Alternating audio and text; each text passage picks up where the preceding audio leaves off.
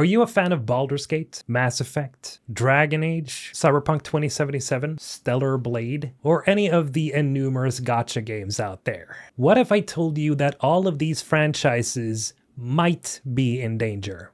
You may have heard that there is a big situation going on with Steam at the moment, where they essentially purged over 100 games recently. Games that, let's say, were of a very adult, questionable nature. Let's just say this kind of stuff is not my cup of tea.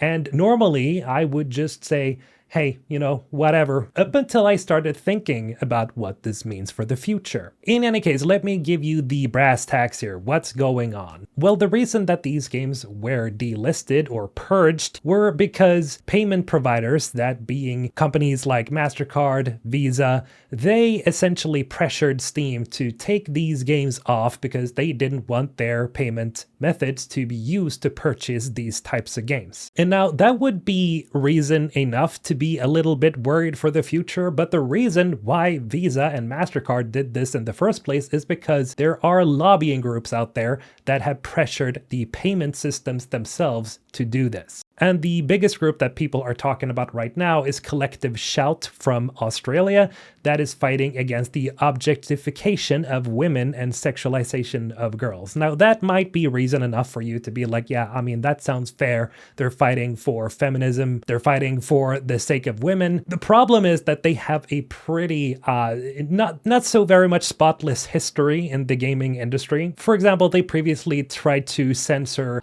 Detroit Become Human due to its depiction of domestic violence and things like that. And well, as you know, no matter what you think about the game itself, I think that stories like these about domestic violence, about things like that are deep and personal and very human, they don't need to be censored. Like the point and the context of the entire story of Detroit Become Human, like it has a storytelling reason. There isn't just, domestic violence and sexualization for the sake of it. It actually has a deeper meaning. Now, this is also why I brought up games like Baldur's Gate 3, because as you know, that game has tons of, well, let's just say stories that are built upon sexuality in nature. We have characters like Astarion, for example, who has a very deep and very, very tragic backstory. And what scares me about this whole situation is that we are possibly seeing a point in time where games like these are probably not going to be made to the extent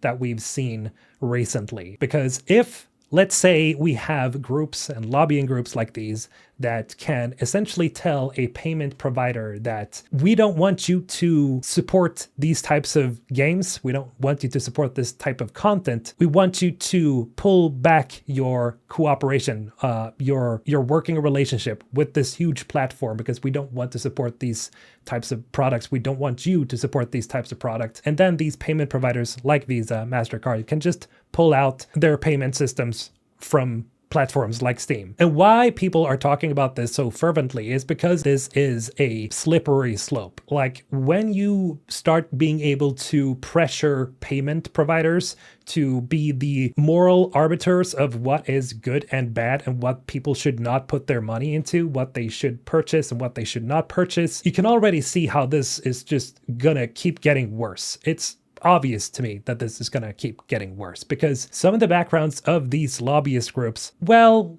let's just say that I don't agree with some of them on a more personal level. On the other hand, Collective Shout, when you just look at it from somebody who has never heard of them before, you might be thinking, oh, they're a feminist lobbying company.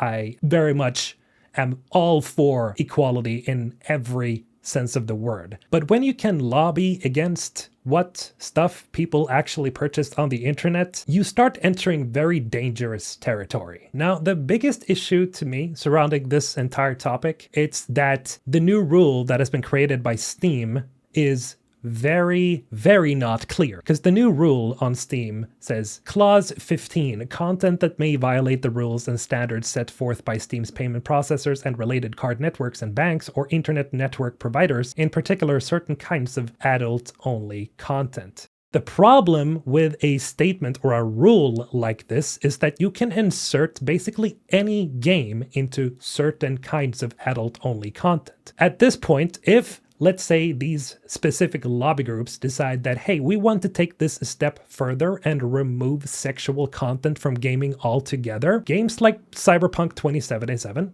Baldur's Gate, Mass Effect, a ton of games with even the slightest amount of sexual content might be in danger because this new rule says that if you have any type of sexual content or a certain kind of adult-only content, that could mean that your game will be delisted if you have some form of adult-only content in the game. Like, this definition or this rule is way too broad to just add into the rule set that Steam has right here. Again, these lobbyist groups can pretty much say, yeah, we want that removed. We don't want this on this platform.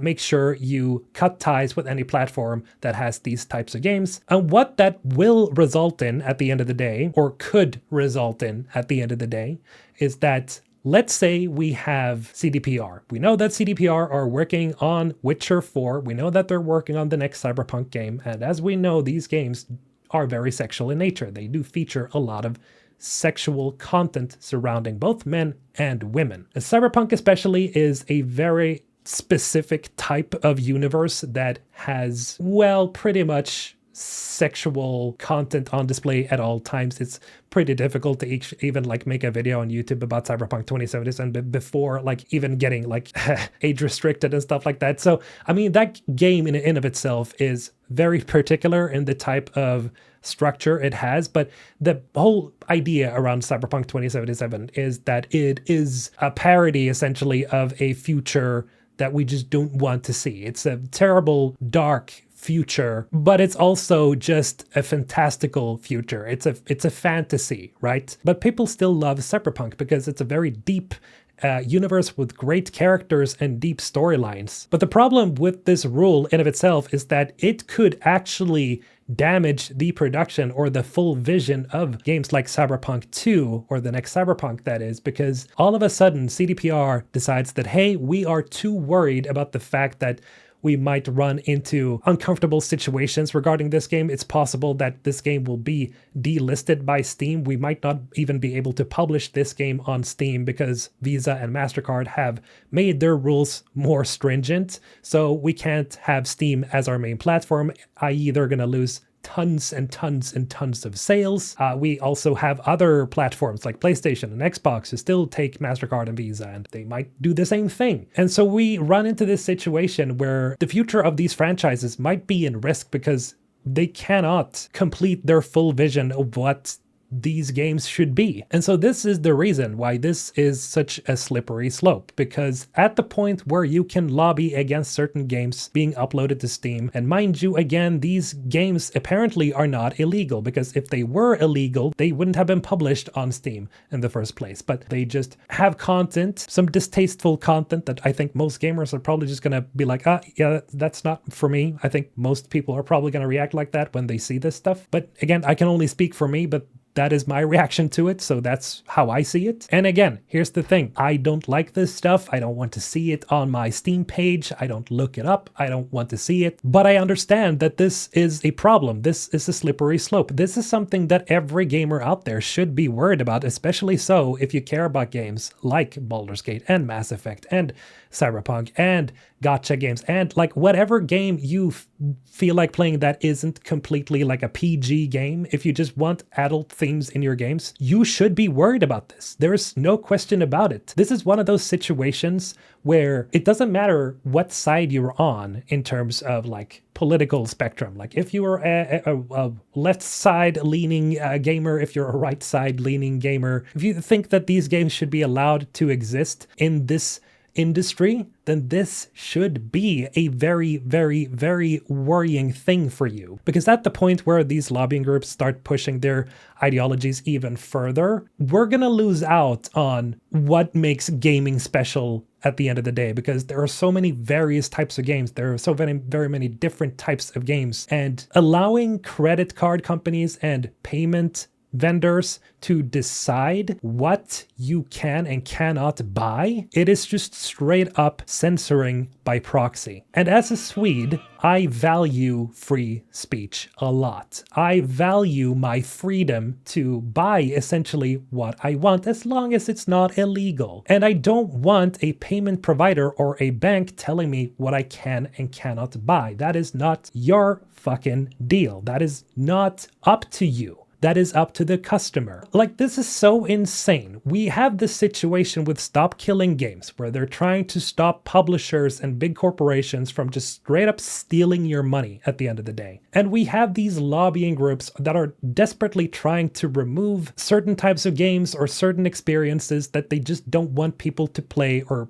for consumers to buy and spend their money. And we just have these entities, these groups that are just trying to control every single thing. Again, I've mentioned this in this very video. There are obviously things that are illegal for a good reason. I think we can all understand that. I think you can look at me and say, yeah, I know what you're talking about. I don't even have to say it. I think most of us can agree. Yes, that should be illegal. That should be illegal. That said, should a lobbying group be able to push an agenda to make sure that you don't buy a certain type of game in the future? And again, just making this very clear, I don't really care about these games. I don't, because they're not my cup of tea, for obvious reasons to most of you. But what this means in the future is that these groups can definitely go overboard or just increase their presence. They can just say to Visa and Mastercard that we don't want this game where you can technically bang a bear, albeit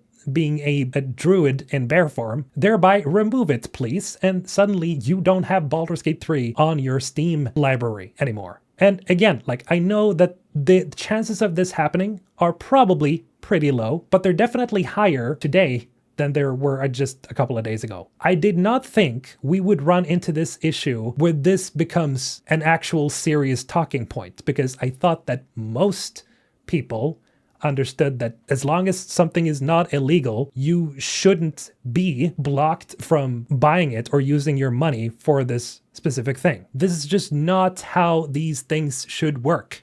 You should be allowed the freedom to buy whatever you want with your money, as long as it's not illegal.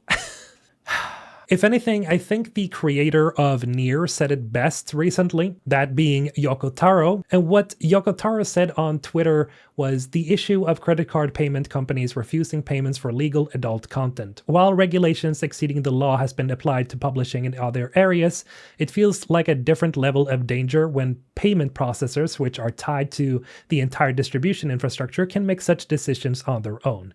If payment processors are controlled, it could even be used for speech control in other countries. Therein lies the issue. This opens a whole new can of worms, unlike anything we might have seen before in terms of censoring. Again, I think most of you watching are balanced individuals enough to say that, yeah, there are things that are illegal for a reason, but censoring is not good. We don't like censoring here. It doesn't matter which side of the spectrum you're on, if you're left or you're right or whatever you are. Censoring is never good because you are silencing dissent. Censoring is not free speech by essence. And this is why it's so very important to fight for. And this is why we don't want lobbyist groups telling you what you can't spend your money on. But hey, you know, that's just my opinion. Maybe I'm just completely out in the wrong on this one. Maybe it is the greatest thing ever that lobbyist groups can pressure credit card companies and payment systems to have them not let people buy whatever they want. That should be completely up to the payment providers, right? That's such a great idea. But do let me know what you guys think in the comments below. As always, very interested to see what my main audience has to say about this. But as always, take it easy. This has been Mr. Alton, signing off.